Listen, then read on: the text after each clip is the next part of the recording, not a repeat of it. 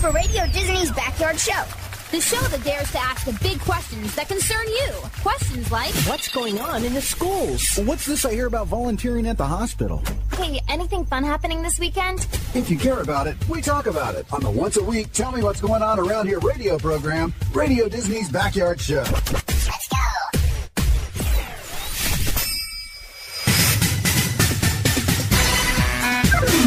Good morning and welcome to another incredible experience now with Radio Disney's Backyard Show. My name is Jag. And I'm Taylor. Questions will be asked. Why did you come here? Who are the little ones? What's in your carpet bag? Can I help out? Do look good in this outfit. How can I help volunteer? Where is my toothbrush? Do you think I'm smart? Answers will be given as we uncover the truth in all that Cleveland has to offer. Are you ready? Ready.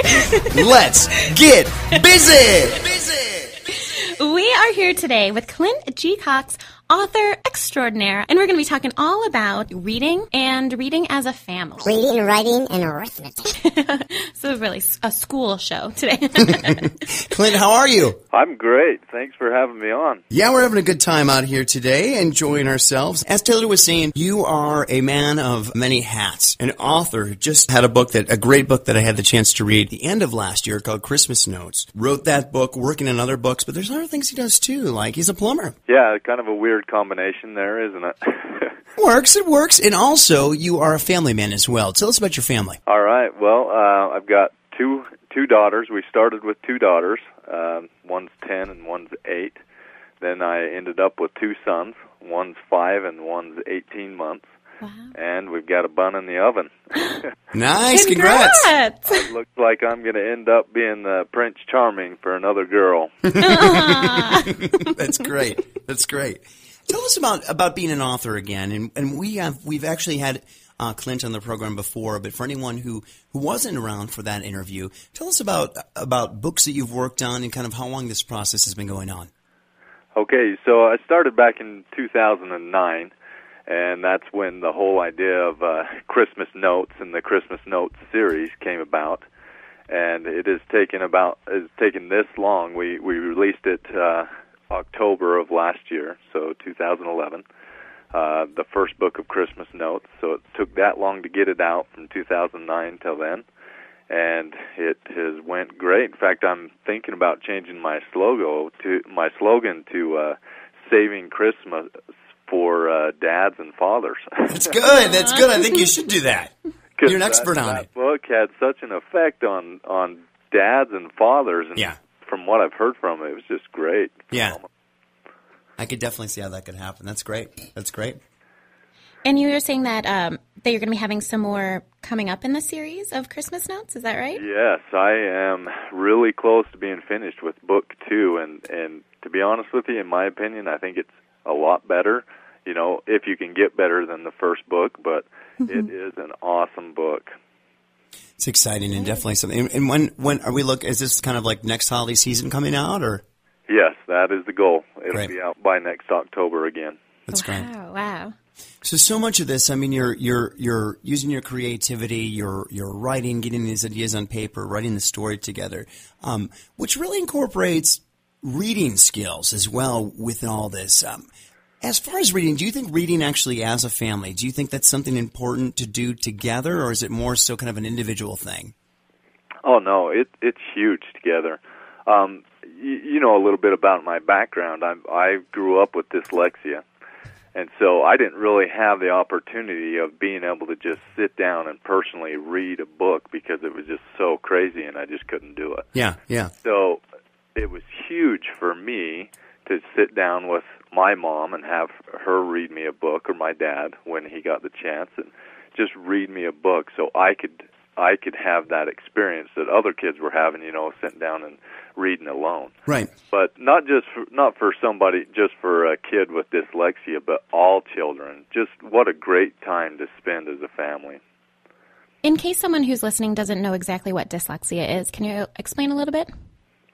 Yeah, so dyslexia, it doesn't mean anything about the child that he's backwards or, my older brother was actually labeled retarded when he was going through school, but it doesn't mean any of that. It just means that their brains work in a different way. They Right. organize shapes and sounds in different ways, and especially shapes in a book, the shapes that look the same, like O's and A's and stuff on letters, they'll compress those, and so a word compresses completely down to where you're only seeing maybe a couple of shapes instead of letters of the whole word. So the word, so O's and A's, you just can't make that out. Well, yeah, your brain compresses them, so it shifts them into one letter. Wow. It doesn't. By the time it shifts them into one letter, it doesn't even look like a letter. Yeah. But and there's. I've never heard it described that way. That's interesting. Yeah, and there's ways to combat it, and schools are really good at doing that now. But along with what you're saying is reading as a family. If you sit down with a book, and as you're reading, you point to the words as you're reading with your child, and you follow along with every word that you're doing. It helps them work out and understand how to organize those shapes. Oh, okay. Very interesting way to do it. That's great. Yeah. How early would you say then with this? Because this sounds, if we're getting kids to recognize these letters and almost teaching them in a way. So when are we talking? How early do you think you should start reading with your kids?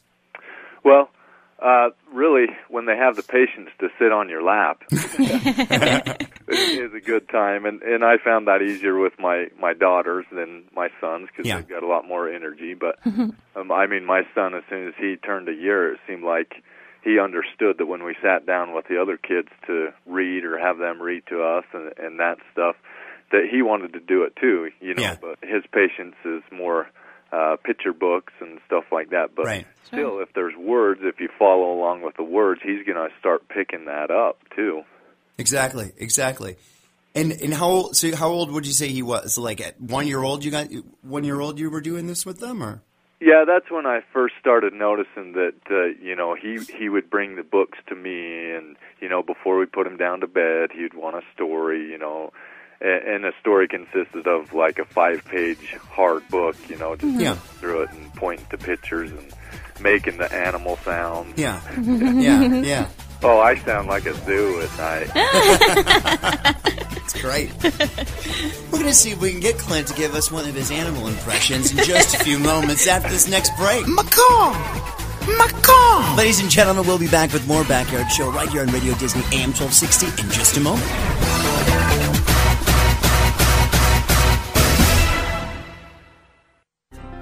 Children are naturally curious. They're born learning, so follow their lead.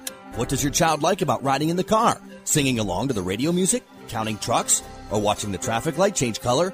Talk with your child about what's going on around the car, and it becomes a learning moment. And when you talk with your child, you build vocabulary.